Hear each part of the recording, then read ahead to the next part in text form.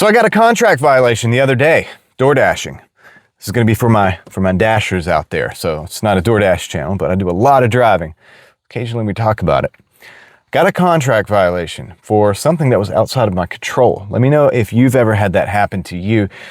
This is kind of why I always say you don't want to rely 100% on Doordash for your money. You know, a lot of us are getting by with it. Some of us do this type of thing kind of as a big part of our system. You know, Doordash, UberEats, you know, all that stuff, Instacart, things like that, right? The gig apps. And it's cool. It's great. It has its perks. I have videos on how it's good. I have videos on how it's maybe not so good. But, you know, there's issues, right? So if this were to happen, this contract violation, and I'll tell you what happened in just a second. If this were to happen over and over again, multiple times, I could be deactivated for this. So the potential's there.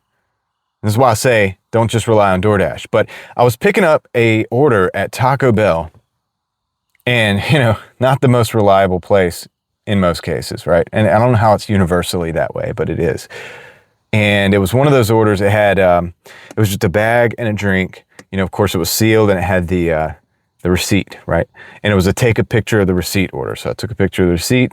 I did check the drink to make sure that it was the correct drink, but I'm not going into the bag to see if the order's right. You know, I wouldn't want people going through my bag to see if my order was right, or just messing with my food in general, right? It's sealed up. The restaurant's done their job. Everything should be good. It's our job to go and deliver the food. And I'll give you an example. You know those verify items option? Sometimes it's not take a picture. It's like verify items. I always click can't verify. Bag sealed, items or items not labeled. I always do that because I'm not going into that person's bag and rifling through their food. I'm just not going to do it. You know what I'm saying? So anyway, that being said, took the order, delivered the order, you know, click confirm, whatever. I'm driving down the road. Boom. The contract violation pops up. I think it said wrong order delivered or something like that, right? Now, I know that the name was correct. I know that the order was correct. I was delivering in a small town, and they only had one order up on the screen, and that was the order, right? So I know it was the right order. Right off the bat, that's, of course, incorrect, and they said it was the wrong order. But it turns out you know, the customer, I guess, complained about it, and I got the contract violation. It ended up on me. Now, this is outside of my control, right? Let me know if you've ever had a contract violation for something outside of your control. I'll tell you guys another instance in just a second where I got a contract violation for something that, you know, I had nothing to do with. But yeah, so whether the customer was trying to get something for free or not, I don't know. Or whether they just made a mistake, which is highly plausible with this restaurant. And, because, you know, it would not surprise me. And the reason I say that also is because I've delivered to this customer multiple times. They're a good tipper. They've even come out before. They're very nice. And I don't think that they had nefarious intentions, right? I don't think they were trying to get anything for free in this case. But I have had that happen before. I'll tell you about it in just a second. Anyway, so I, you know, put in the dispute, whatever. And when this happens, I usually call support too. And I'm like, dude, you know, record this conversation. I just want to have this on the record, this, and that. And I do that. They make a note, which probably means they didn't do anything. And then, you know, so on and so forth. And then they have to review the contract violation. Now, the good thing is if you do 100 deliveries after the contract violation, my understanding is, and my experience is, that goes away. And I've had that, you know, play out before. And usually that's before the order is ever reviewed. So they're pretty slow to go review these, the dispute rather, right? Anyway, so the other time that I had a contract violation was the order not delivered. And I know for a fact that I delivered that order, and the deal is that person, I believe, was trying to get something for free. Because the next time that I delivered to that person, not intentionally, because if I'd have known it was them, I would not have taken the order. But after I took it, I realized it. I did go to that house, and I had to get a PIN number, right? Which is, I think, a good thing. I'm not against the PIN numbers, guys, because that just means, like, I delivered it. If you got that PIN, then that's the individual, the customer, basically saying they delivered the food. They can't say you didn't deliver it. They might say the food's wrong or something's missing, but they can't say you didn't deliver it. So I kind of like that feature.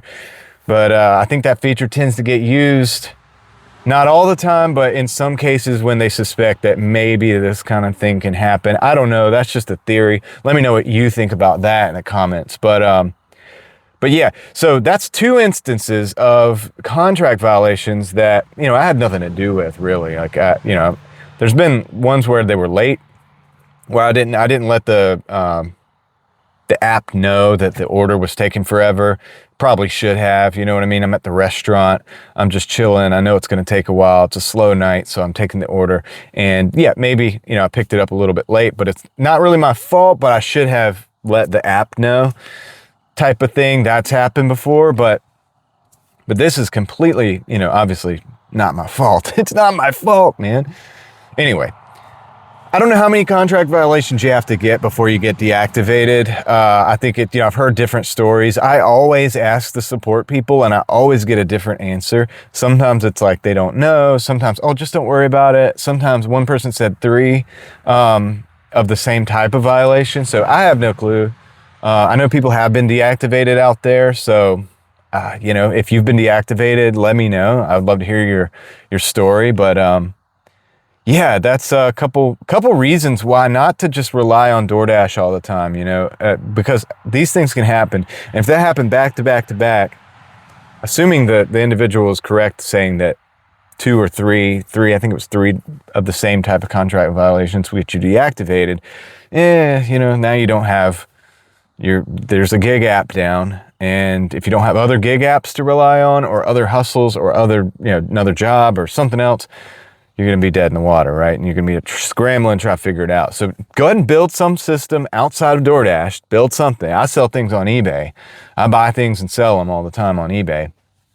And, you know, just try to build something different that you could jump into and pivot into, at least for a few days while you figure it out, if something like this happened. Because I've heard horror stories.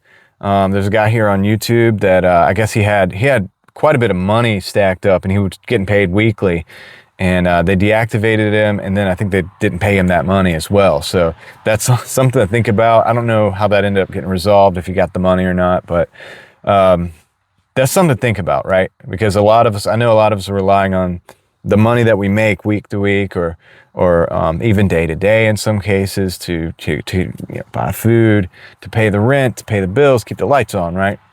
So just try to start building outside. Obviously save, invest. I always think saving and investing is a good idea. But yeah, don't just rely on DoorDash. It's a good gig. Like I said, I have videos about how ways in which it's great.